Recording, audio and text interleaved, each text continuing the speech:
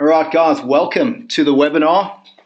I see there's still a few people checking in, but to the seasoned Builders Coach clients, welcome to you guys. And if you're brand new to Builders Coach, great to have you on board as well. Before we kick off, if I could just get you all to turn off distractions, turn off all your distractions, your phone, your email, close the office door, and get nice and comfy because we've got plenty of great content that we're going to get through. So what is it that we're going to be talking about today? So this webinar really is an appetizer for our upcoming two-day boot camp in Sydney. So there's a two-day event, very excited about it. It's on the 2nd and 3rd of November. Now, hopefully you've already booked your seat, you secured that, but I know that not all of you were able to make it.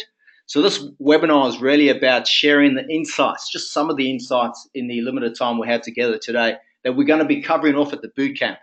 Now, there are still a few tickets left, so if you wanted to register, you can still do that, and I'll be sending through a link after this webinar that'll help you secure your seats. We don't have many seats left, but there are still a few. So I just want to make something clear before we get started. I'm not going to be talking about business fundamentals in this webinar. So I'm not going to be telling you about time management, break-even point, although those things are really important. This webinar is really about breaking through barriers to achieve big results. And that's probably those things that are going to give you sweaty palms as well. And a lot of what I want to be talking about is what our high achieving Builders Coach clients do. All right, so quick disclaimer, it's not for everyone. All right, I don't advocate that everyone needs to be doing these things and breaking through these barriers. And if you don't want to, if you're not comfortable with it, that's totally okay. It really depends on your philosophy for life. And, mine is, this is just my philosophy again, just my take on things. If you're not challenging yourself, then what are you doing? If you're not challenging yourself, then what are you doing? And great things never came from comfort zones. Okay, if it doesn't challenge you, then it doesn't change you. Again, that's just my philosophy. So I love this sort of stuff. The information we're going to cover today, it really excites me. I love seeing people break through barriers and go through positive transformation, not only for their business, but for themselves as well as leaders. So hopefully you're going to get plenty out of today that's relevant to you and your business now. But if anything, you should be left inspired at the very least. So just quickly, for those of you who aren't familiar with Builders Coach, for the newbies, since 2004, I've been helping builders optimize their profit, workflow, and cash flow. And mostly it's guys that are already doing okay, and we're just taking things up a notch, getting them to perform at another level. So today we're going to be talking about, like I said, the barriers that they break through and plenty of exciting stuff. Now, I'm going to encourage you guys to stick around. One sec.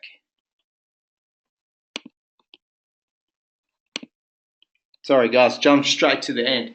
I'm going to get you guys to stick around to the end because if you do, I'm giving away a free seat to the two-day boot camp. So these tickets are around $1,000 a head, and I'm giving away one free ticket, but you've got to stick around to the end, and you've got to be paying attention because I'll tell you exactly how you can do that.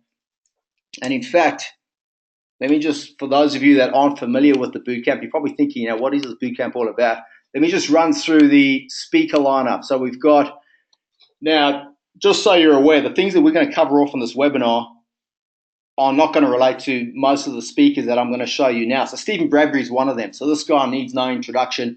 I mean, doing a Bradbury, I think it's written into the dictionary now. So the first guy in the Southern Hemisphere to win a gold medal at the Winter Olympics, Bradbury is all about what you can do to set yourself up, to put yourself in a position to win. So the guy's a legend. He's going to be there with his medal, taking photos. He's a fantastic bloke. I've spoken to him a few times now, and I'm really looking forward to that. Not only is he an inspiration, but he's a bit of a stand-up comedian as well. So that'll be good fun. Then we've got Ben Roberts-Smith. This guy's an absolute legend, the most decorated soldier in the Commonwealth. Not only did he storm a machine gun bunker, but he now runs Channel 7 in Brisbane, as you're probably aware. So plenty of wisdom and inspiration going to come out of him. Then on the Friday, we've got Gihan Pereira, one of the top 5 futurists in the world. talking about where the planet's going with technology and what's happening in the future. So again, highly relevant in this day and age, just to have a perspective on how things are evolving and where everything's going. We've got Amanda Cordner, our marketing strategist, absolute secret weapon, sharing things that she's done with some of our A-grade clients. Vaughan Luckman, flying over from New Zealand. He's a business systems specialist, setting up systems like Build a Trend as it relates to cash flow and running your business more efficiently. Craig West, business succession planning specialist as well. These are just some of the speakers. I could go on and on that will be joining us. So stick around to the end. You can get a free ticket. I'll tell you how then. And I'll also be sending a link for those that still want to book in. Like I said, there are a few seats still available. All right, so I just want to set some context. I want to dive in to the strategies and the ideas around breaking through to the next level, breaking these barriers for success. So on the 6th of May, 1954, at Oxford University, the Iffley Road Track, there's an Englishman, Roger Bannister. You've probably heard of him. He broke the 4-minute mile. Now, prior to the 6th of May, 1954, there were a lot of people that said it was impossible for a person to run 1 mile in under 4 minutes. Just impossible, can't happen. Now, you probably heard the story, once Roger Bannister did it, thousands of people did it. As soon as he broke the 4-minute mile, all of a sudden, guys looked at him and said, well, if he can do it, so can I. And subsequently, thousands upon thousands have done it. And in this day and age, it's become sort of the standard. That many guys do it. I believe the world record is about 17 seconds below the 4-minute mark at this stage. So how does this relate to your business? All right. So here's the thing. There is something that you are not doing in your business right now that you believe is impossible for you, but that has already been achieved by another builder just like you. And my message to you is, if they can do it, so can you. Okay, so this webinar is going to be about you discovering what your 4-minute mile is for your business and then how you can break through it. All right, so I need you to stay with me. Like I said earlier, turn distractions off. Stay with me, pay attention, and let's find out what the 4-minute mile is for you and then how we can completely smash through it.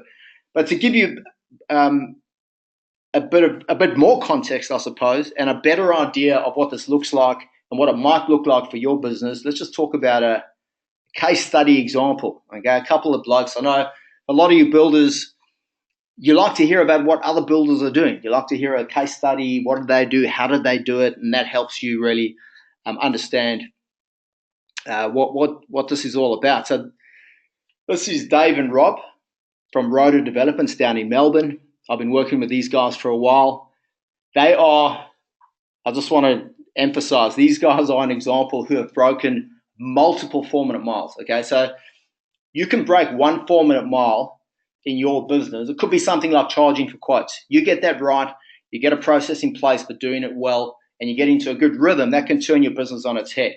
What these guys have done is smash through multiple 4-minute miles. So and above and beyond that, they've also persisted. So strong perseverance through implementing and making these changes. And not only has it completely transformed their business and put them in a really strong position, and I'll tell you more specifics in a moment, but it's also changed them as people. So these guys are different people today than when I started working with them. And for me, I think that's the real benefit. Okay, that's where it's at in terms of the real outcome that you look for. It's the person you become. It's not the money that you make. Okay, so just a bit of a backstory with Rotor, the Rotor boys. So their initial niche, and this is interesting in and of itself, their initial niche decision, their area of specialty was renovations. And they were literally driving around, putting banners up on sites. They had 8 banners that they had done up, titled Thinking of Renovating, when they pulled the car over to the side and they decided to change their niche to multi-unit developments. So they had set up a website, they had a fantastic looking hard copy brochure, they had banners going up, and they made this call to completely change their niche. And they were very happy with that decision because they knew that was the area that they wanted to focus on. Since then, they've been working on building systems, building their team. They've become very profitable. They have a consistent flow of quality leads coming through. They've got good workflow. They're charging for quotes. Their marketing systems are very intelligent. They're education-based. They have systems for testing and measuring the return on investment on their marketing systems. And they've gone from generating 5 quality inquiries a month to 25. Okay, and then as a result, they've had to start telling people about charging for quotes, not only at that initial site visit, but now prior to that on the phone and even in some of their email communication. They've also put themselves in a position to achieve a 7-figure, so $1 million net profit after wages and expenses if they want to. Okay, so that's a bit of a Stephen Bradbury, putting yourself in a position to win. So these guys, like I said, multiple 4-minute miles. And look, I don't know for you listening to this, was there anything in there that I described with the Rotor Boys that resonated with you? Maybe there was the the charging for quotes or achieving the 7-figure net profit, but there's probably something in there that there was a 4-minute mile where you think that would be fantastic, but it's just not possible for me. Okay, and that's the barrier that I want you to think about breaking through, and hopefully even multiple barriers. But these guys are a great example of what's possible when you do that. Now, as with a lot of the guys I work with, they have a different passion that they want to pursue outside of just building. So I'll talk to you about another guy in a moment. But once you set yourself up where you have control of your business, which is what this is all about, it puts you again in a position where not only are you in control of your business, but you have an option to explore other passions and other things in life that may be more in line with your true purpose. So like I said, I'll introduce you to some other people that are doing that a little later on. But the big question right now, guys, and I just want to check in to see that you guys are still with me.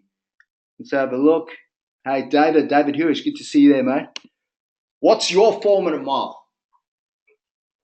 So if you could please just think about that right now and then type it in the text box. What's the 4-minute mile for you and your business right now?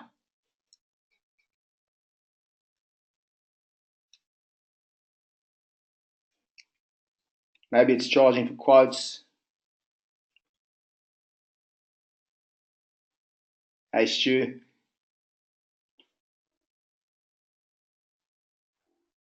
Anthony, sacking myself. I love it. Good one, mate. David, totally off the tools. Yes.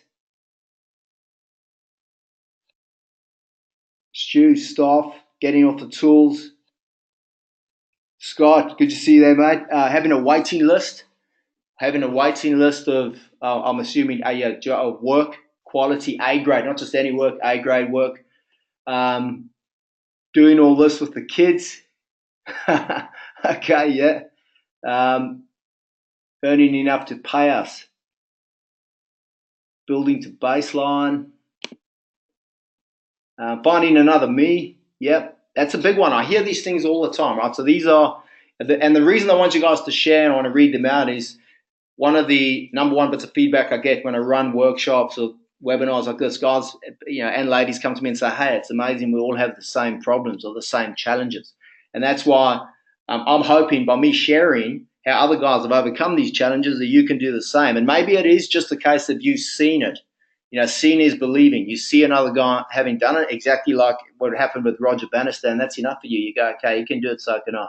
Get off the tools. You got to think end game as well. Like I'm glad, Sarah, you mentioned your kids, because I'm not here to say this stuff's easy to do. It's not necessarily easy, and nothing worthwhile in life is easy. Okay, we all know that. So if you're going to stretch yourself and you're going to push through some barriers, it helps to think about what's the end benefit.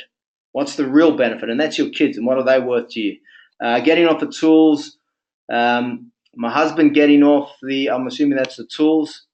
Yeah, it is off the tools. Let me just expand this so I can see everything that you guys are writing here.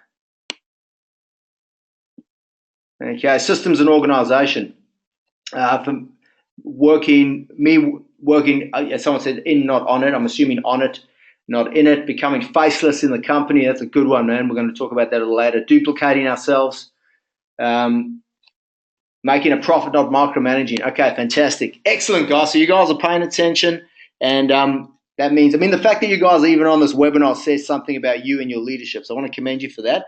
But if you follow through and you have a crack at this, at whatever your formula mile is for you and your business, it could be very transformative. So I think it goes without saying, why would you even bother having a crack at a 4-minute mile? Well, it's to go from being an unknown nobody. And I have to say, like, we go back to the Rotor Boys, those guys, they won't mind me saying, they were in a very difficult place. When I say difficult place, they weren't going through financial hell or, personal difficulties. Everything was okay, but they were plateauing. They hit this glass ceiling. There wasn't a lot happening. And as a result, their motivation was very flat. So, and they probably felt a bit like they were a nobody in the industry. So really what you want to do is go from a nobody to being the sought after celebrity. So not famous in the world, but famous in your world, famous in your area of specialty or your niche. And for me, what that means is, if there's enough builders out there that do that embrace, being somebody in their particular niche and setting high standards, raising the standards, that collectively, enough guys do that, that's going to raise the standards in the industry. Okay, so ultimately this is all about pursuing best practice. Best practice in every part of the business. And there has never been a better time to do this. There are so many great products out there. There's great technology and systems and specialist service providers that mean you can get big results very quickly. You can achieve great leverage. You can step back from the business. You can become faceless. You can make more money. Whatever it is that you want to do more developments. That's all achievable, and it's achievable quicker than ever before because of the access to resources. In business, it's all about accessing resources, right?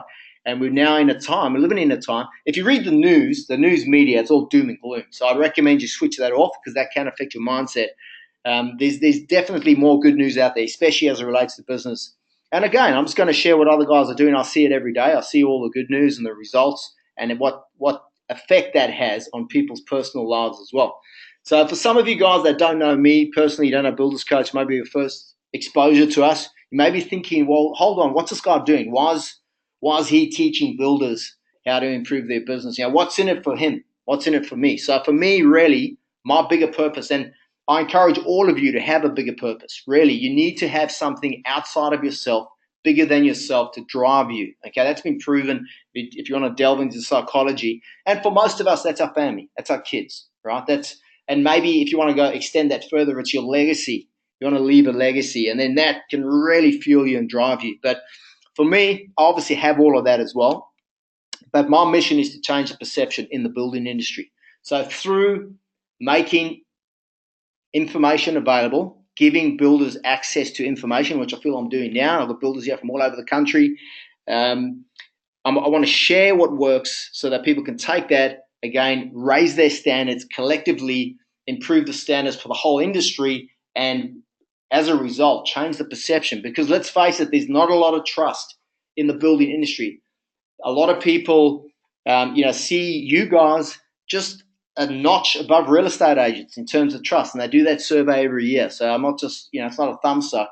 That's just the reality, and the truth will set you free. So if we all collectively, well, maybe not all of us, because not all the builders out there want to do it, but if you have that relentless pursuit of excellence, of world's best practice, and let's face it, the world's getting smaller, so you can access that information more readily, then we're going to all raise the standards. So let's look at another example. I spoke about the Rotor Boys, and we'll come back to them later, but here's a bloke who he's not only a client of mine, he's become a close friend, Chris Ball. He's based here in Sydney, and an absolute legend. So he's an example, a living, breathing example of big results in a short space of time.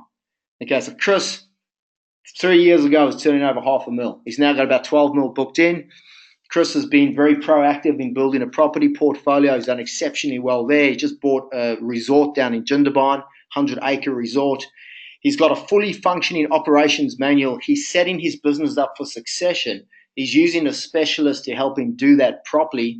He's got a great team, and he's pursuing his life's dream or purpose, which is to become a pro golfer when he's 40. He's only 30 years old now. So in 10 years from now, he's going to become a pro golfer.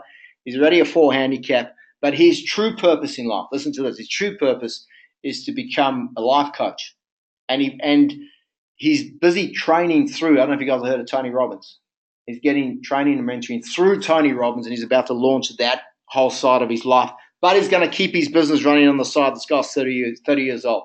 Okay, so I'm not sharing this with you, again, to say this is what you should be doing or to make you feel like you're achieving less. I just want to show you an example of someone, a bit like the Rotor Boys, who've taken on multiple Formula Miles and who are absolutely smashing them. So it all starts with mindset.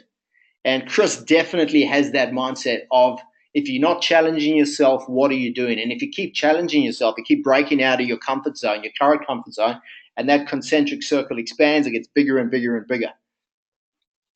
All right, so let's dive into these Formula Miles as they relate to your business. So, like I said, at the bootcamp, the 2-day bootcamp, 2nd and 3rd November, we're going to be going through multiple Formula Miles, the ones that, and sharing with real life people on stage, deconstructing how they broke through the Formula Miles and what they are. We don't have a lot of time now, so I'm going to go through 3, and then I'm going to share a list of some of the others at the end. All the while, I want you to be thinking about your business and yourself and the relevance of what I'm talking about. So first one, charging for quotes. All right, one of my personal favorites because it's in line with changing the perception of the industry, bringing trust back into the industry. So if you think you can't charge for quotes, maybe you're thinking, well, I can't, that's great, but not for me. All right, it doesn't work for me or not in my area. I can tell you right now, yes, you can. Everyone can charge for quotes. It doesn't matter if you're in a metro area, if you're in an outlying area. The easiest way to do it is with a prelim agreement, okay, preliminaries. Someone comes to you, if they don't have their design, their engineering, their geotech, usually you tell them to go away. Most builders would say, go away, get that done, come back, then I'll price it up. You can offer a service where you get that done for them, and you can include a cost analysis in that. All right, so I can't go through all the details now, but I am going to share a couple of ways that you can get around this and how it's working for the builders that I work with myself personally. We have a number of builders who have architects sending them their clients. Now, I know for some of you that work with, some of you probably don't want to work with architects ever, but some of you that do, if you work with architects, you may find that they're often very guarded and protect their clients and won't let you even speak to the client because it's theirs, and they want to control the whole process. We've got builders where the architects are sending their clients to them with instructions to pay for a quote. All right, so there's plenty of that happening. Now, why is this such an important part? I don't have to tell you. If you can get this right, it's going to turn your business on its head. If you're not charging for quotes now and you start doing it, it's going to be massive. Sales, quoting is the biggest inefficiency in this industry, hands down. There's a lot of time wasting. I'm glad Scott's on the call because Scott down in Melbourne recently calculated, listen to this, right? He recently calculated that he spent, this is last year, I think it was last financial year, last calendar year, 240 hours on lost quotes. So you can do this exercise yourself. He just went back, looked at all the quotes that he did, that he knows he was probably not in the running. 240 hours, that's 30 working days. That's like a month and a half of Monday to Fridays of working days completely wasted. Now, it's a double-edged sword. Think of the opportunity cost. Imagine you never had to quote for a tire kicker again. You only quoted for people who you knew were serious, which if someone pays you for a quote, that's the ultimate show of commitment, isn't it? It tells you that they're serious. They're definitely not a tire kicker. So that time could have been invested in doing other things, building systems, processes, marketing, whatever else. And that's how guys that break through this barrier in particular get ahead. You start reining in time. That helps you get on top of other parts of the business, like stepping back, getting off the tools, not being the guy that's the go-to person on all the jobs, replacing yourself there, and then being able to work more on the business. So if you can rein that time in, even half of what Scott did, 30 working days, then that puts you in a position to pick and choose your jobs. They can pick and choose better quality jobs. You often have guys say to me, okay, I don't need to do marketing. I'm booked out for 12 months, 18 months. Then I always come back with, well, what percentage of the jobs that you have booked in are A grade? blue chip, great jobs in line with your specialty or the type of work you want to do with good margins in blue chip suburbs and the type of person, very importantly, the type of client that you want to work with. All right? And they go, oh, maybe 7 out of 10 or 8 out of 10, but still, you only need one toxic client. You only need one or two toxic clients, and it all goes pear-shaped.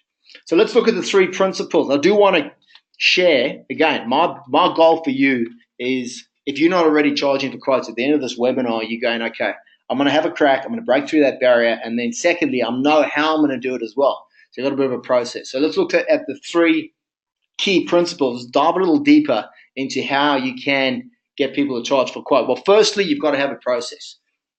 You have to have a process for how you demonstrate to them or help them buy from you, as well as demonstrate the benefit to them of charging for quotes. All right? You can't go in saying, I'm charging you because my time is valuable. Everyone else in every other industry charges, which is the truth. Right? But it's one of the only industries we don't charge. So we're living in this outdated post-World War II mentality of we're going to do things for free. It doesn't need to be that way, and it needs to absolutely change. But you cannot go in convincing people to pay for a quote with that mentality, making it all about you. It has to, like everything else in marketing and everything else in sales, it has to be about them. All right.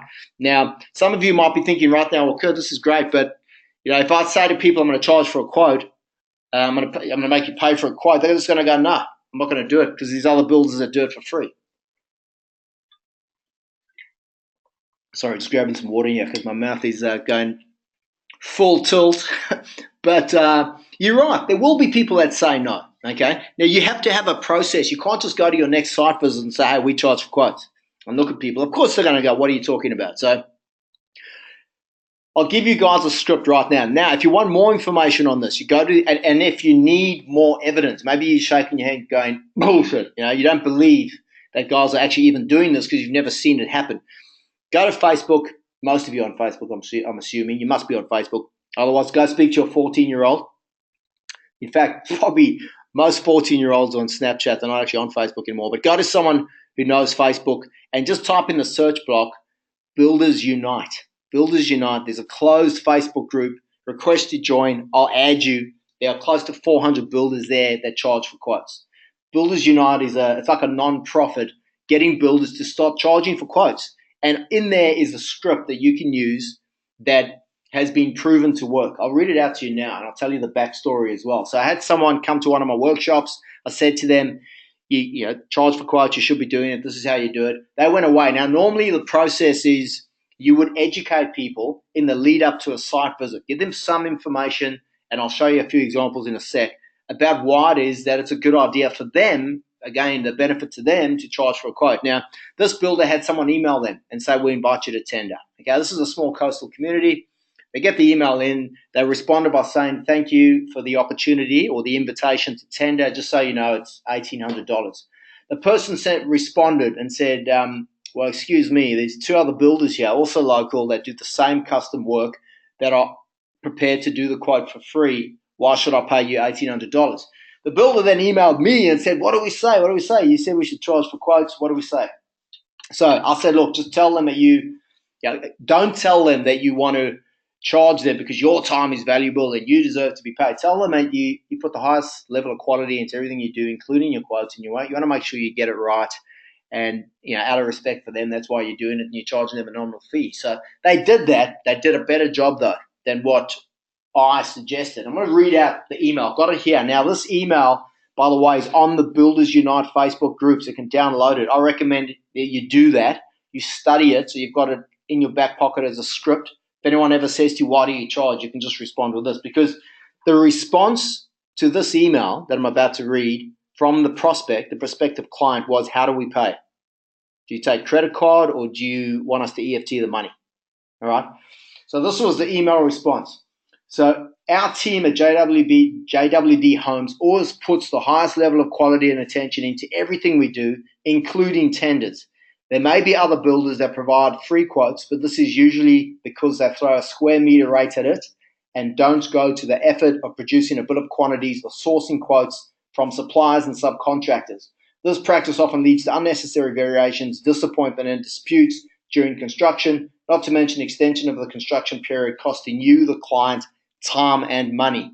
We like to provide a personalized, transparent service for the tender that will give you confidence and certainty that your project will be completed to an exceptional standard, on time and on budget. As you can appreciate, there is a significant amount of time and effort and expense that goes into the preparation of a detailed tender that is specific to your project. In order to be able to provide this level of service, we require payment of a nominal fee, which includes the consultation with Greg the Builder to review and answer any questions you may have. There you go, boom.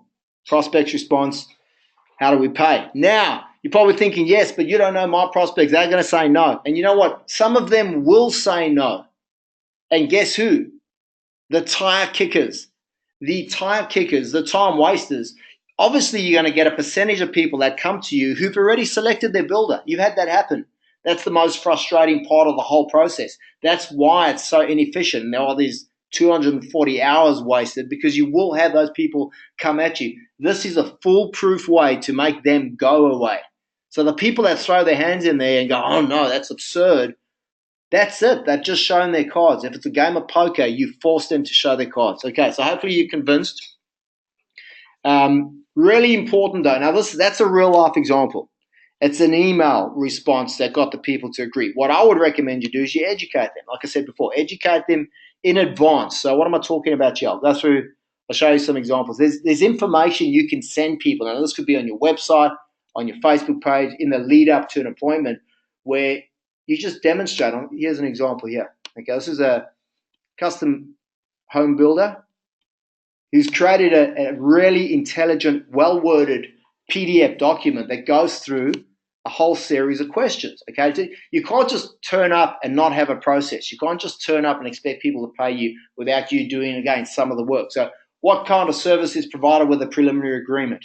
Why we don't provide a square meter rate? These are some of the things that the guy covers off in this document. What builders provide a free quote, and why do we charge a fee? What documents are required for a quote? How much do you charge? What's the difference between a bill of quantities provided by a quantity surveyor and a builder's quote? What's prime costs and provisional sums? Most people have no idea what these things are. Okay, they go through a whole range of other things. Haven't got time to go through everything, but you can see the breakdown. All right. Now you can imagine if you send this out to someone's about to spend $500,000 or $1 million. They're going to read this. You would imagine if you go buy a new vehicle for 50 grand, you're going to do some research, right? So if you send someone a document like this and they read it, they don't read it. Well, that tells you something, doesn't it? They're probably not that interested, or they're not a qualified prospect. But those that do, so it's almost like a test. Plus, you're getting great information through to them that's going to help educate them.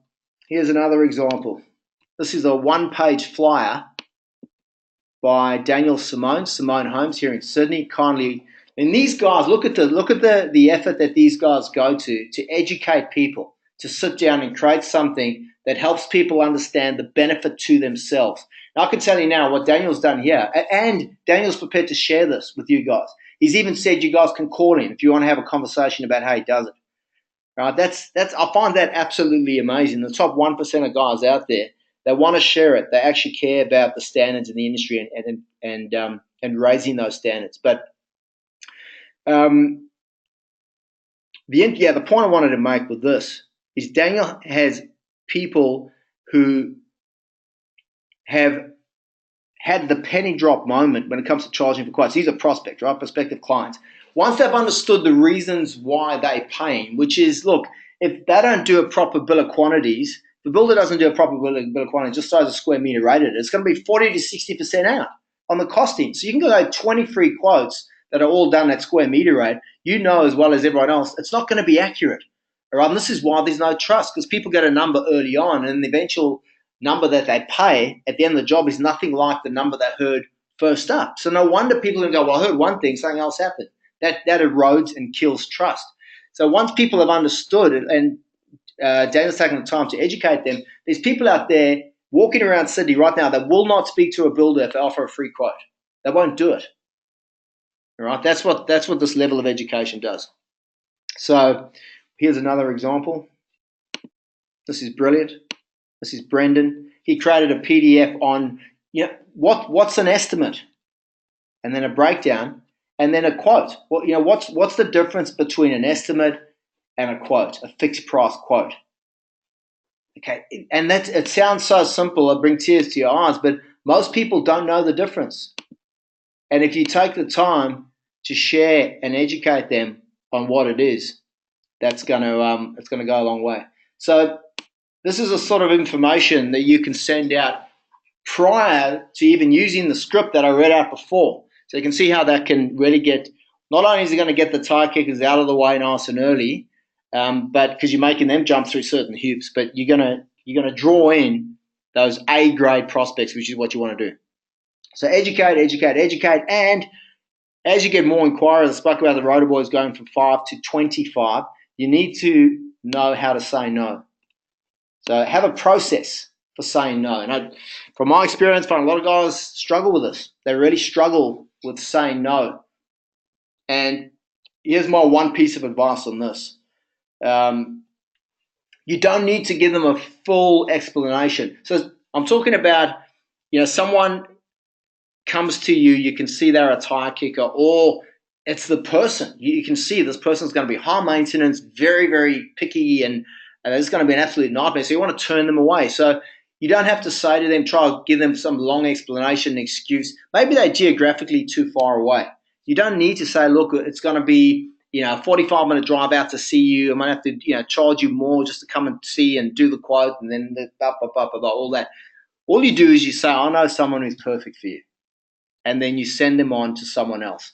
People love that. Think about yourself. The best way to think about your clients is think about yourself as a customer. When you phone a business and they say, we can't help you, and there's uncomfortable silence, right? Versus them saying, hey, we can't help you, but I tell you what, go to this bloke. He's great. He's perfect for what you're looking to do. Just refer them on. And if they're an absolute nightmare client, refer them on to your biggest competitor. You know what I mean? Someone you don't like. Just do it that way.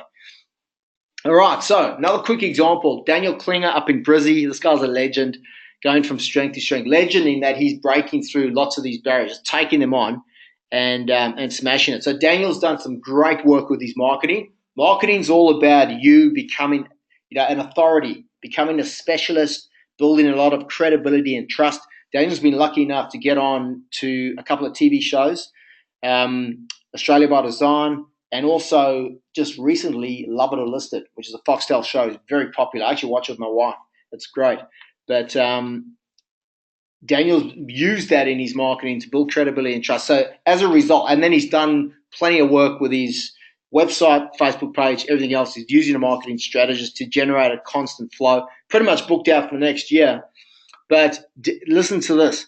Daniel's got a couple of things. He's got architects, right? Architects not only prepared to send their clients to him to sign a prelim, but are signing the prelim on his behalf, a preliminary agreement, okay, which includes charging for quotes. And what was the other thing? Yes, Daniel had someone pay him a holding deposit. Okay, so this is a reflection of sales and marketing process.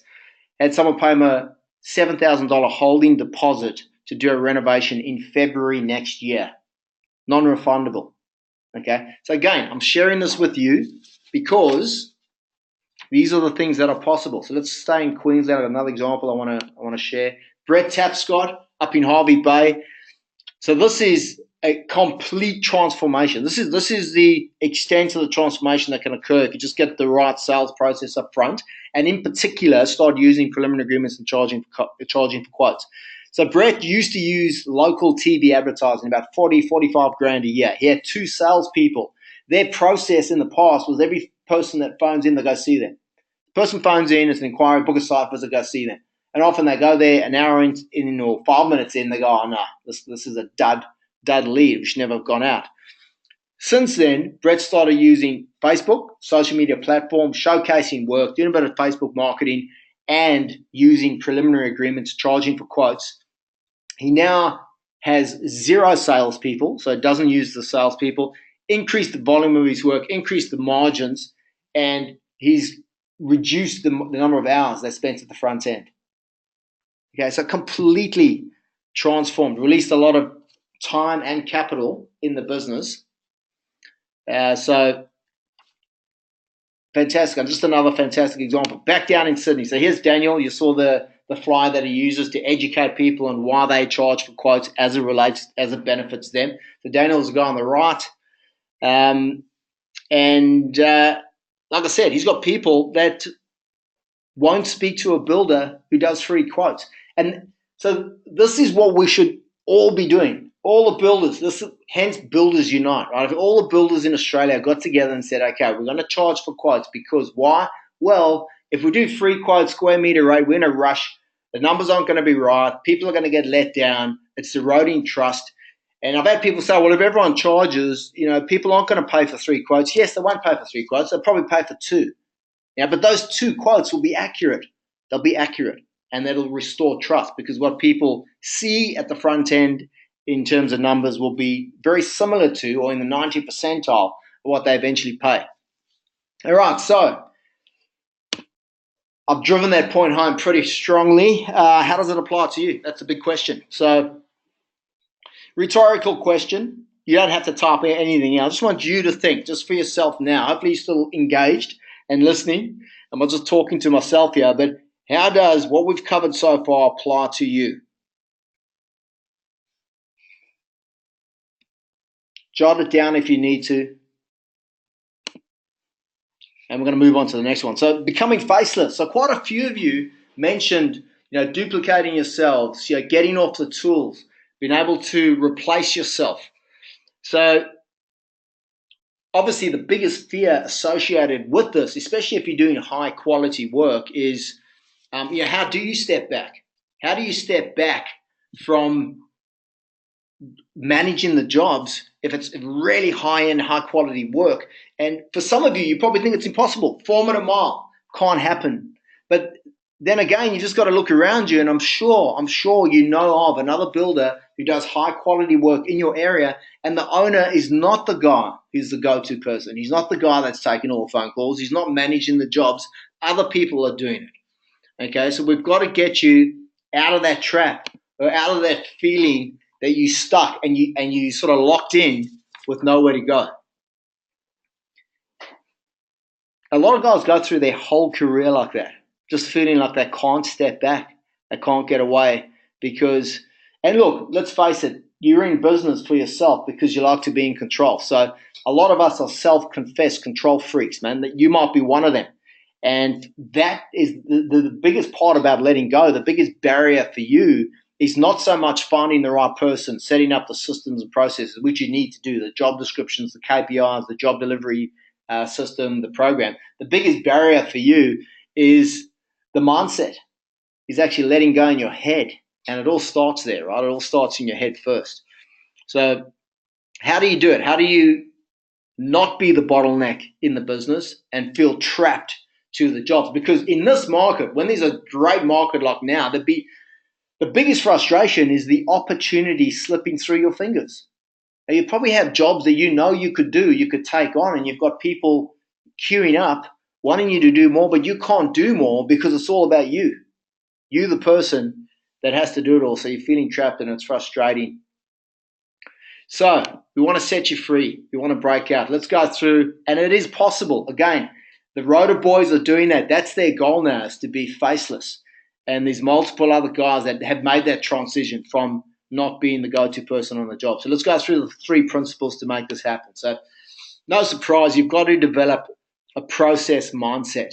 You need to create, document processes for key tasks in the business. And this is important. So if you're not paying attention, pay attention now. This is really important as it relates to process and systemization. You need to create a system for refreshing and updating your systems. And right now, in this day and age, your ability to update and refresh your systems is more important than having a system. So your ability to update and refresh your systems is more important than having a system. You probably noticed just software updates on your computer and your phone are happening more frequently. And they reckon by 2030, the internet banking screen is going to change every single day. That's how often these updates are going to occur. So The same applies to your business. If there's any system in your business that you've been using for more than 5 years, it should be gone. It should be updated. So you need to have a way to constantly review and update. You need to understand who the people are that you need to have on board. Systems is one thing, but you need to overlay those systems with the right people. So first and foremost, you need to know what you stand for. You need to understand and develop your own critical success factors for yourself and then for all the other stakeholders in your business. And this is something that the Roto Boys have done very well. You need to ensure these values alignment between your team and yourself, and then use that in your recruitment. Have good job descriptions, key performance indicators. So within the 37 tasks that each person performs or executes on, you need to identify the dollar productive, the top 5 tasks, and then make those your focus for systemizing. If you're going to systemize and get something working really efficiently, it may as well be the tasks and the areas of the business that most relate to profit, cash flow, workflow, right? So you need to identify those, and then again, constantly review, update, and refresh.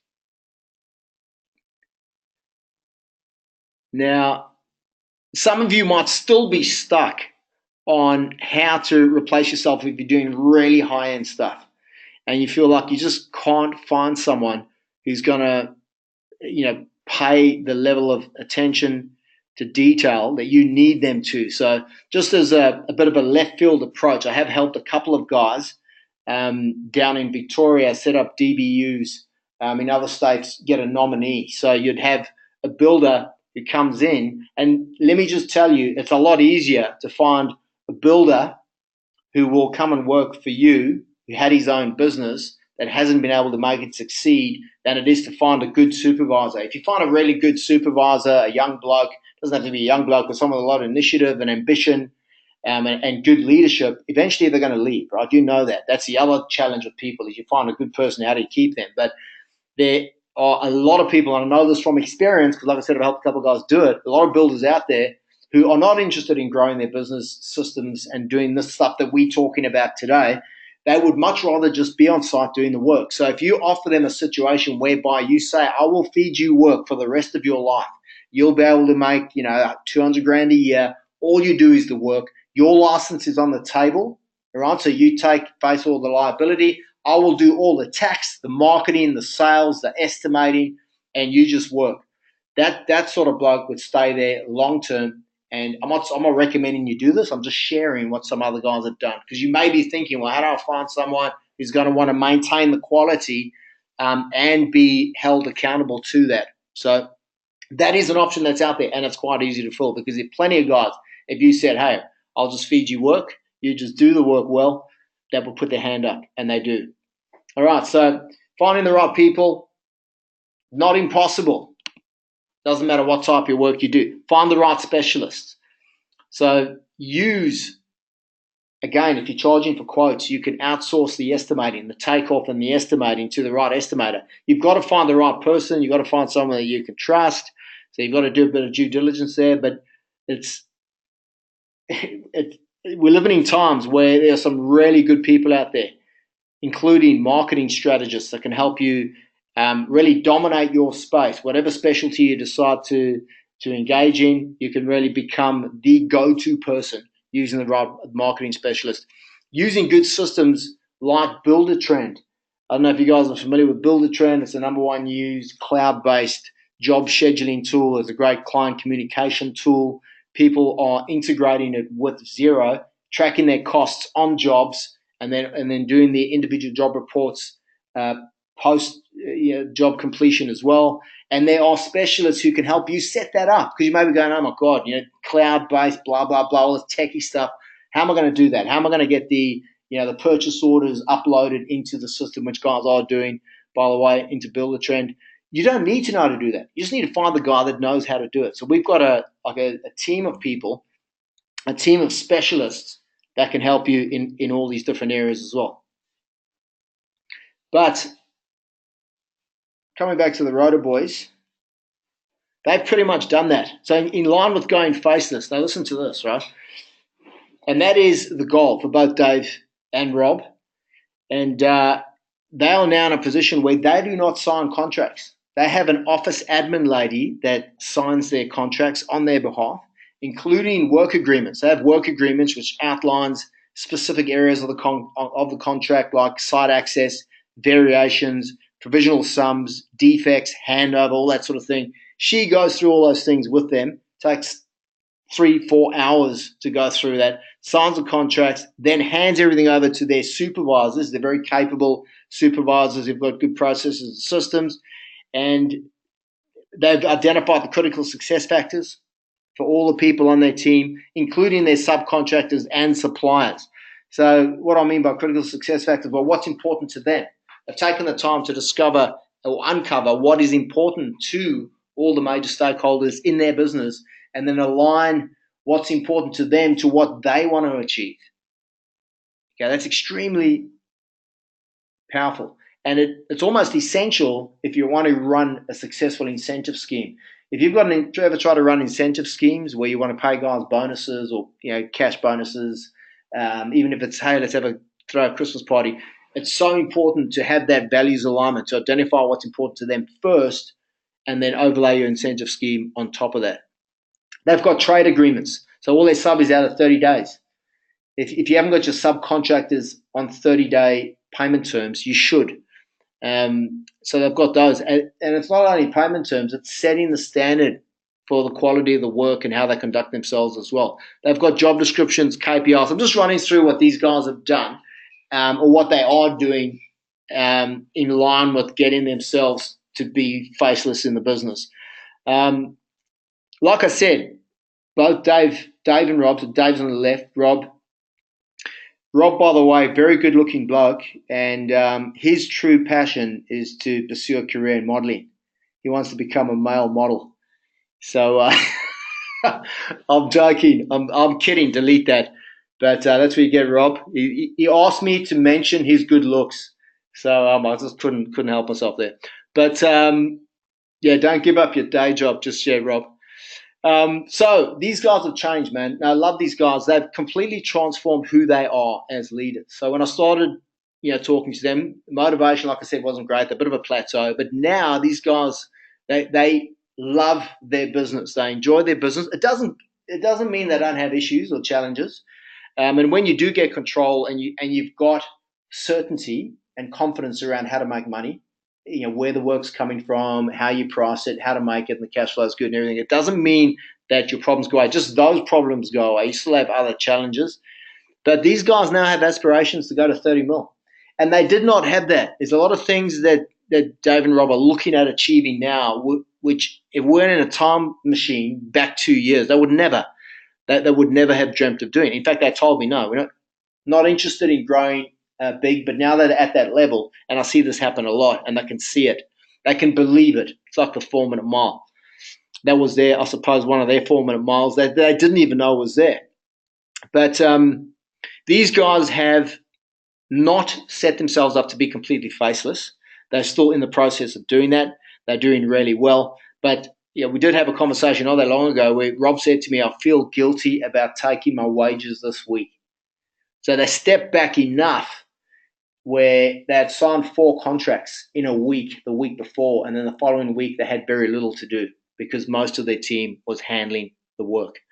And they almost felt guilty because it was still very fresh. It was still a very new experience. These guys also have, by the way, just good client banking. So they're building up a database, and they are using a well-qualified and well-tested marketing strategist to get the results that they do. So again, just sharing. Hopefully it's benefiting you to hear what other guys are doing and some of the specifics, and also the fact that these guys aren't extraordinary human beings. You hear that all the time, right? You have professional athletes and that say that. And these guys, they haven't got any remarkable, they're great blokes and they've got skills and talents, but there's nothing that they do that you can't do yourself. That's the message I want to get across. So let's check in again. Just want to make sure you guys are still listening. So how does what we've spoken about in terms of going faceless apply to you? So be honest with yourself. How does this apply to you? Okay, so we're going to dive into the next section so to make sure we get through everything. So this is going to be the third 4-minute mile. that we cover off, and it's about picking and choosing not only the work but also the clients that you want. So from my experience, I hear from guys that they often get referrals from clients and then feel an obligation to take that work on, even if it isn't maybe ideal, even if the client's not ideal, the job's not ideal. But out of politeness, they end up taking the work on. And I know some blokes have ended up working for 20 years for a certain group of people, for a certain network of people, just out of obligation. And that's a bit like, life happening to you. So I don't know what your situation's like, but have you just ended up, falling into the type of work that you do? Has it just happened to you? Or have you gone, this is what I want to do? Have you been the captain of your ship and taken it in the direction of your choosing? So that's the question. Can you pick and choose? The reality is you can. And again, in this day and age, it's a lot easier to get there quite quickly. I'm not going to say it's easy because nothing worthwhile is easy, remember. But you can go from picking the scraps, taking what you need to take out of obligation or, knee-jerk response because you're reactive. You're either going to be proactively choosing the jobs that you want, or you're just going to react because you haven't really planned. You don't have a sushi train of work coming through. So let's look at the 3 principles that will ensure that you get the jobs that you want and work with the people that you want to as well. So you've got to build authority. Okay, I've spoken about this already. You've got to specialize. You've got to demonstrate expertise as early on as possible. So that educational content that I showed you that guys are using to educate people on what's beneficial to them to pay for a quote is one thing. But there's a whole lot you can educate people on in terms of your specialty. Look, if you don't have a specialty, that's step 1. You've got to find a niche. You've got to specialize. You've got to then talk about what you do. You probably don't realize how much you know, how much equity value, how much information you have in your head that would be extremely valuable to people. Now, the ultimate way for you to build authority would be for you to take all the information out your head, all the experiences you've had, good and bad, and put it in a book, publish the book, become a published author. And use that as your business card. That would be the ultimate authority. And most of you don't have the time or the inclination to do that. I can tell you what some of our clients are doing, and this is working exceptionally well. They're running information nights. So running an information night, like a seminar, getting some people together and talking to them about what's involved in building, what's involved in running a job according to the contract, talking through all the things that are going to come up, like I mentioned before. Site access, variations, provisional sums, all that information that was in that PDF document I showed you before that guy put together, just talking about it. Now, for some of you, maybe you're thinking there's no way on this earth that I'm going to be doing, standing up in front of a group of people, booking a venue and running a seminar.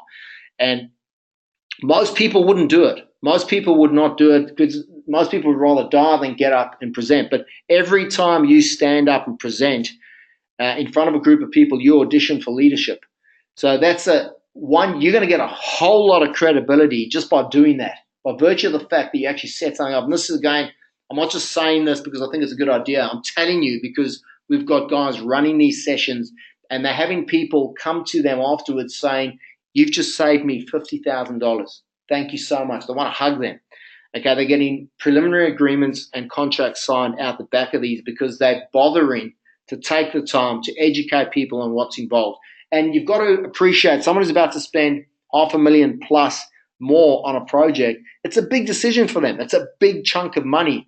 They will turn up and they will have a listen and they will be very grateful that you've taken the time to share. And often it'll lead to a negotiated tender. The credibility, the trust, the authority that you get, the respect out of doing something like this will lend itself to someone going, you know what? That's enough for me to make a decision to want to work with you. I now trust you. All right. So there's multiple ways you can build authority. Firstly, you need to specialize, but I wanted to just throw that out there. These information nights and educating people on what's involved in building in your particular niche is an extremely powerful process. And then build a following. So hopefully you've got a database. Hopefully you're using something like MailChimp, or you have some sort of database system where people are able to opt in. You've all been to a website. You would have been to a website before where it asks you to enter your name and your email address, and then you get some information sent to you. You want to create that. Again, you do not have to do this. There are marketing strategists. Your web developer, whoever built your website, would know how to do that, how to set up a cloud-based database. We have people who've set up databases of people following them. Once someone opts in and asks for a piece of information and they're on your database, you can now stay in touch with them. Once a month, just send them some updates on the work that you're doing, and people will follow you. People want to build in 2019. They will follow you for 18 months, just looking at what you do. All these building shows like The Block and Love It or List It, people, the ratings go through the roof because people love watching that stuff. Home ownership's the number one obsession in Australia. People love it. So if you're going to post some things on your social media platform, on Facebook, on House, whatever it is, just showing people what you're doing, explaining, even better, to educate them on the different stages of the build process. You're going to build a following, and there will be people that during that process, if they watch you for 12 months, and again, we see this happen all the time, people put their hand up, they go, look, I've been following you for 18 months, I love your work, we want you to build our home, negotiated contract. You've had that happen. You have had a negotiated contract. Would have been maybe someone on the same street that you built on, or a strong referral from someone you know. The reason they do that is that there's enough trust. Okay, so building a database, building a following leads to a higher percentage of those. And again, that puts you in the driver's seat, right? Showcase and educate. So, man, I'll be talking about this experience I had recently with Tesla. So I'm a big Tesla fan. They spend, if you don't know, 80% of their money goes into research and development. It's on the product. So they demonstrate their product, a bit like Apple. Now, there's certain products out there where the clients become fanatical, and the clients, because the product's so good, the clients are the marketing. Okay, so they build up this following. But I went down to Tesla here in Sydney, down in Marketplace. I thought I'll book in a test drive for a Model X, the SUV. And they threw the keys at me and they said, take it home. Have fun with it. And man, I did. Did I do that? So you've probably heard of the ludicrous button. You know, the SUV goes 0 to 100 in 2.7 seconds. It's like it's on rails. You drive in a computer. It's not a car. It's a whole experience. Okay, so they demonstrated, educated their value by doing that. So how does that relate to you? Well, you can't do that with your product. You can't get someone to take it home, right? But what you can do is you can showcase it during the build. When you're laying the slab, you can film that, do a little video on your phone. It doesn't need to be the highest quality, but if you want to, you can get quality videos done depending on the type of build it is and the location. If it's a great location, you can get some quality videos done. You can get drone footage and then post that during the build. You can do brochure flyer drops. So get a great brochure done, hand that out around the job, do some flyer drops at the same time, all pointing to your online social media platforms. Invite them to watch you build. And then at the end, have an open house. Have an open house while you still have access to the property and while it's still in your hands. I've even had guys throw a party for the clients, right? If it's a really high-end product, get everyone, and they're in a new neighborhood, everyone on the street, plus all their friends, family, architects, and a couple of real estate agents as well. All right, so I think you get the picture. That is how you can set things up so that you have enough in the pipeline to pick and choose the jobs you want. And I need to emphasize, you need to overbook the flight. A bit like the airlines who overbook the flight. You need to have more in the pipeline than you can handle. Remember, have a process for saying no, and then pick and choose clients, not only based on the type of job, but even on their personality. Alex over in Perth does real high-end stuff, and he said to me before, I've had clients where, this guy's working with clients that own mining companies, right?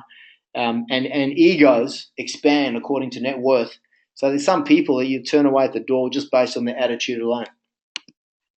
So good to be in that position. Going back to Daniel. So like I said, he got that $7,000 non-refundable holding deposit for a reno start in 2018. Margins are also up. Now, that's something I want to emphasize is, getting margins up to beyond 30% for some people seems impossible. So markup versus margin. Like I said, I'm not going to be talking about fundamentals, but a margin of 30% is a 42.9% markup. So if your costings were 100 grand, you'd go 142, nearly 143, and that would be your 30% margin. All right. There's a guy down in Melbourne, Richard's got a database of 3,000 people. Just to give an indication on numbers, 3,000 people in his database allows him to pick and choose clients. And pretty much every week there's someone contacting them saying, hey, we've been following you for 12 months, been following you for 18 months, and we want to talk. So they're going to be a lot easier to have a conversation about a prelim agreement or a charge for quote. The same with the Rotor Boys. They're having that now, people coming to them who've been following them. So they've built up that following.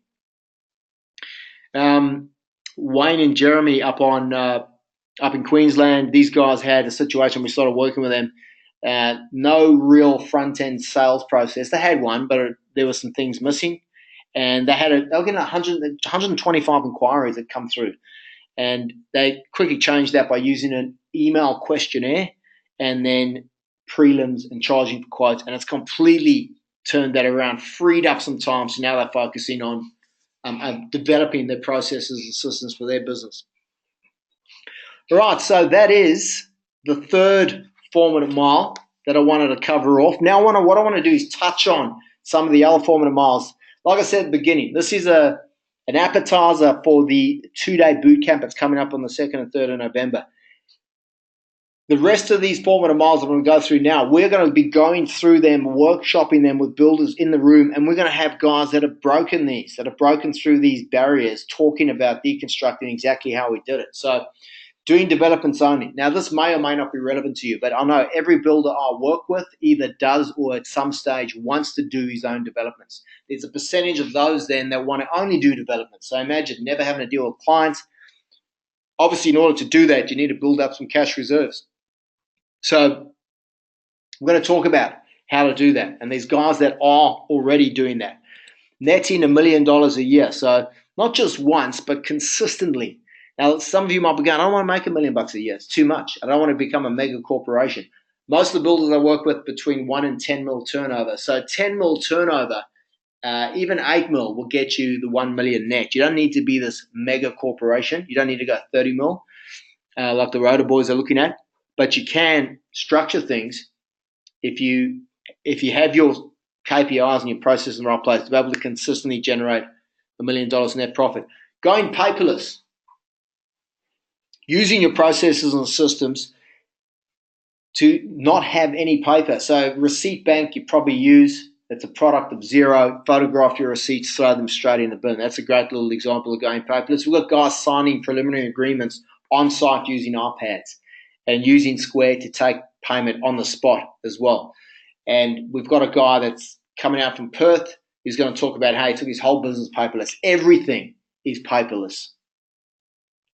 So that, again, that lends itself to efficiency and better profitability as well. Sustained workflow, cash flow, profit. I have a lot of guys say to me, because I'm asking the question all the time, what is the formative mile for you? What's the one thing that you feel that you need to break through and get a consistent result on? And it's sustained workflow, just having that constant flow of quality work, the money coming in before it goes out, and then making a profit. How do you consistently make a net profit? And once you do that, then you can then take profit. The best way to build up cash reserves is to take profit first. There's a concept called profit first, where if you don't take the money out first to build up cash reserves or to invest, you won't be able to do it later. You can't get income minus expenses, take what's left and invest. It doesn't work. You've got to take the profit and invest that and build. That's really, really important in terms of building up cash reserves. There's a book called Profit First that explains that concept. Most people are unaware of it because of the way our profit and loss and bookkeeping system is structured. Always in the black. How do you just always being in the black? That could be your formative mile. Having the money come in first, and again, with that, you can build up your cash reserves. But tradies on 30 days, using payment schedules that are front-end loaded legally so that the money is coming in first, and obviously having decent margins as well. If your margins, by the way, are below 20%, you're leaving yourself open. You're leaving yourself open to something going wrong down the track. So 25% markup is where you need to be at a minimum, and then from there moving upwards. Off the tools. So this is something that came up for a lot of you. Getting off the tools and still being able to deliver high quality work consistently. So getting someone else to take the calls. I mean, that alone is such a big deal. If you could be the biggest bottleneck in your business, if all the calls are having to go through you before anything happens. Pricing for 30% profit margin. Again, 42.9% markup. Just let that sink in. 42.9% markup. These margins are being achieved, I can tell you right now, all over the country. So it's achievable, but it's not going to happen if you just go and price it. If you don't have a process for how you differentiate, for how you build value, for how you become the BMW or the Mercedes of your industry, you're not going to be able to increase your margin, because if people can't see a difference between you and the next guy, the only differentiator for them becomes price. So I just want to really make that very clear. But again, it's not that difficult. With not too much effort, you can get there. Taking 3 months off, taking 12 weeks off. And in fact, that is a great litmus test. Craig West from Succession Plus mentioned this at one of our events once. He said, if you had to leave, and imagine this right now. You got to jump in a cab or an Uber now, and you're on your way to the airport. You're allowed to make one phone call, and then you're gone for 3 months. All right. When you come back, what's going to be left? Now that's the way to establish what level of system and process and structure you have in your business. And ideally, you want to be able to do that. You want to be able to say, I could leave right now, go to the airport, I've got one phone call, and I can come back in 3 months. And not only is the business okay, it's thriving. It's continuing to grow. So what does that need to look like? And is that something that you actually want to do? Presenting information nights. So I've spoken about this. The guys that are doing these are getting negotiated contracts, prelim agreements signed, and quality jobs out the back end because of the authority that they demonstrate. When you stand up to present in front of a group of people, you audition for leadership. And again, most people would rather die than stand up and present. So when you do it, you win. You're putting yourself in a position to win. I'm not saying you should do it. I'm saying the opportunity is there. No, who do you know that's doing this? Who's doing it? No one's doing it. So you'd be in doing something that no one else is doing, point of difference, and you're going to get a lot of credibility and respect. Selling your business. Now, I come across a lot of people every day that do not believe that you can do it in this industry. You can't sell your business. But I also have worked with people who have, I've worked with a bloke who bought his business. He was a supervisor in the building company. His boss retired and he purchased the business. So for him, it's a perfectly normal thing. And he bought something that had structure, process, and systems in it. I've got another bloke who I mentioned to you before, Chris Ball, young guy in Sydney. He's setting his business up for succession. And he's 30 years old, right? So he's going to be stepping back completely, but the business is still going to run in the next 2 to 3 years. I've got another bloke in Sydney who's approaching retirement. He's busy working with the same group of people, setting his business up for succession. And I've worked with other guys that have also sold their business, and guys who are franchising. I'm working with some guys now who are franchising their business, setting it up so that it's a well-oiled machine, fully functioning operations manual, and they're going to license that out in different states. So you can sell your business, and other people are doing it. Is that something that you want to break through? Is that a barrier you need to break through? Turning over 10 mil, if you get to 10 mil and your margins around 20, 25, you're going to be netting the 1 mil even after expenses and wages. So again, maybe that's not what you want to do. You may be happy to keep it at 3 mil, and 300K net profit. But from my experience, once someone's netting 300 grand, it's so close to half a mil that it's almost like, well, why wouldn't you? If you can, with not even 10% more effort, go from 300 grand to 500, why wouldn't you go there? And then when you're at half a mil, well, you're very close to the 7 figures. And guys, just through a process almost of evolution, they just evolve to the point where they go, yeah, let's go 7 figures. Let's do that for 10 years. And thanks for coming. All right, so these are some of the other 4 minute miles. Now, you may have one that's completely out of the box. It's not even related to any of this that I've covered. I'm just giving you the ones that I'm familiar with, that I've come across and have helped guys break through. And again, the 2-day boot camp, we're going to be talking about these. We're going to be workshopping. So if anything, if one of these really stands out for you and you go, man, if I could just do that, that'll not only change my business, but it'll change my life, then you probably want to be in the room, because just being able to meet someone in the flesh and talk to them about, what challenges I went through, what process I followed to get through there, is probably going to get you over the line. Because a lot of the time, let's face it, all you got to do is see someone who's already done what you want to do. So the question is, how does this apply to you? Which of these is most relevant to you? So you've taken the time to jump on this webinar. I want you to think about it. Think about what 4-minute mile is the one that you need to break through, and how you're going to go about it. So I'll just give you a minute to let that, to absorb that, think about it.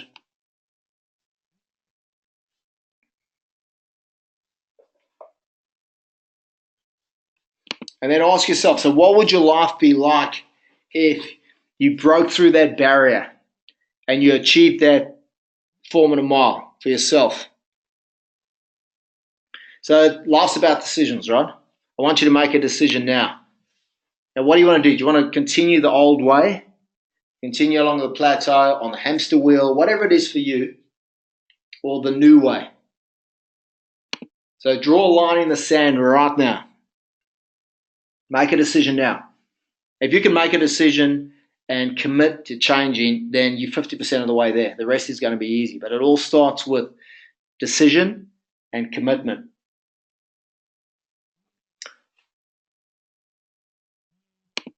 All right, so I'm not sure why you showed up today. There's obviously quite a few familiar names there. I don't know what your specific reason is for why you showed up. Maybe you want to stand out from the crowd. You don't want to be just an unknown nobody. You want to be the go-to person in your area for your chosen market or niche. Maybe you want more structure, more process. You feel like your clients are disorganized, your team and your subbies are not as organized, and there's no real process for them to follow, which is driving you nuts. Maybe you feel a bit lost at sea in terms of the direction you want to take your business, and opportunities are slipping through your fingers in this current market where there are great opportunities around you, but you're not really taking advantage and grasping them. So the big question is how? How do you fix it? What do you do? So look, quite simply, you can do things by trial and error, or you can follow a proven system. The most intelligent thing you can do is follow a system or do what someone else has already done. Ask yourself, what is it that you want to do, and find someone who's already done what you want to do, and then follow in their footsteps. Okay, so I do want to emphasize that if you want to break through multiple 4-minute miles, like Chris and the Rotor Boys and Daniel Klinger, it's not for everyone. All right, you've got to be committed to installing best practice in your business. You've got to be committed to focusing your effort. It's all about focus. Focus is the single most important thing. And where focus goes, energy flows. You've also got to be open to getting help, the best help available from different specialists. And you've got to be 100% committed to being the authority in your space, really being the go-to person. So those of you that have stayed on the call, like I said at the beginning, I promised I'm going to give away a free ticket to the $1 Million 2-day boot camp coming up 3rd and 4th of November. It's in Sydney at Homebush Olympic Park. And what I want you to do is just type in the word ticket in the box. I can see your names there. So everyone you just type in the word ticket. And what I'm going to do is put your names in a hat. I'm going to draw them out, and I'm going to send that out to you guys this afternoon so that you'll all see me announce the winner later today. All right, so that'll be emailed out. They'll be sent out via email. I'll also send a link for those of you that want to register. If you want to join us, obviously I understand not all of you can. You've got guys from all over the country here, so hopefully you got something out of this. But if you wanted to implement these things, if you're serious about committing to breaking through these barriers, and you want to bypass a 2-day boot camp, it's not your thing, you want to talk to me one-on-one, then send me an email and we can book in a Skype session, and I'll happily send you a questionnaire just to get a snapshot of your business, and then we can talk and I can find out more about if and how I can help you in your business. So in closing, guys, I'll just a couple of questions. So what standard do you currently hold yourself to, and what standard do you hold yourself to without compromise at the moment? And what are your limits? What is the limit that you want to expand on? What are your limits? What is your leadership ability? And do you want to test that, or just wash it up against what some other guys are doing, some other people are doing, in a friendly, safe environment? Okay, so if you want to join us, like I said, there's a couple of seats for the boot camp. Otherwise, email me and we can have a chat. Either way, I do hope that we get to meet soon. And thanks again for your time and attention. I really appreciate it. Take care.